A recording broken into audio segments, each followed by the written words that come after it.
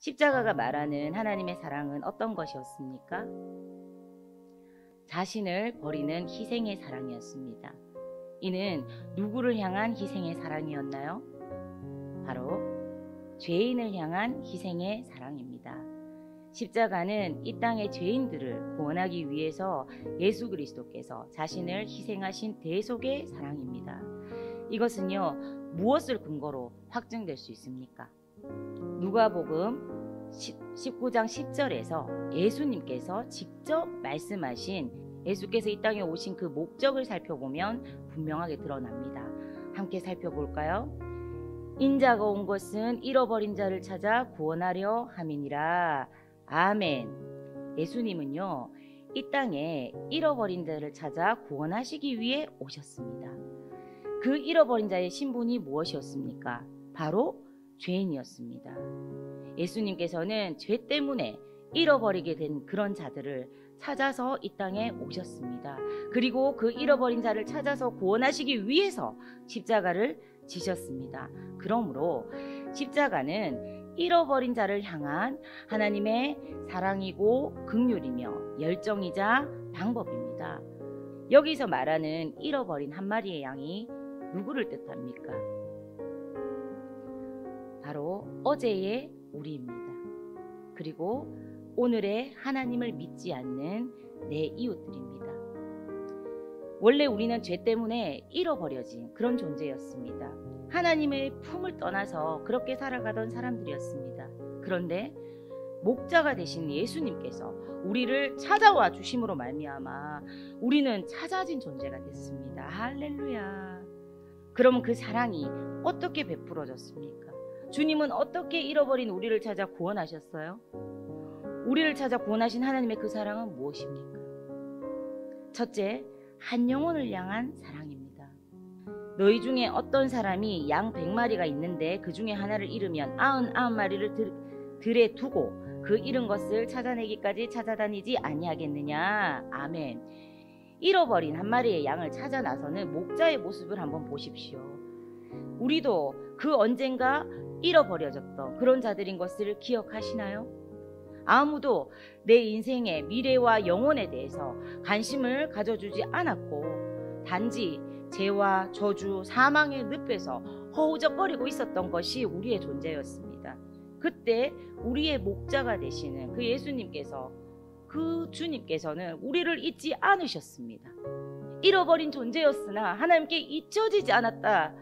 이 다행스러움, 바로 그 예수님의 한 영혼을 향한 그 관심 어린 사랑 때문에 우리는 오늘 이 구원의 자리에 앉아서 그분을 찬양하고 있는 것입니다.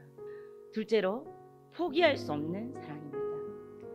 잃어버린 한 마리 양에 대한 그 목자의 사랑은요, 그 양을 찾아 길을 나서게 했습니다.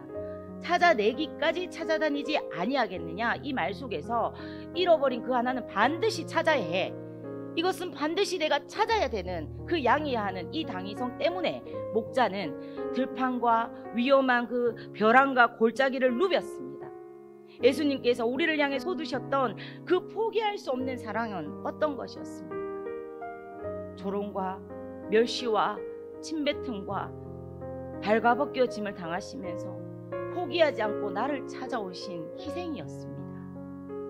십자가의 목마른 음성으로 나를 부르시며 자신의 심장을 터뜨려서 피 흘리며 죽게까지 나를 찾아주신 고귀한 사랑이었습니다.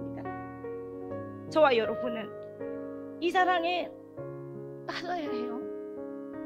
이 사랑을 정말 머리가 아닌 가슴으로 절절하게 체휼하면서 실제적으로 느끼면서 누리면서 살아가야 해요.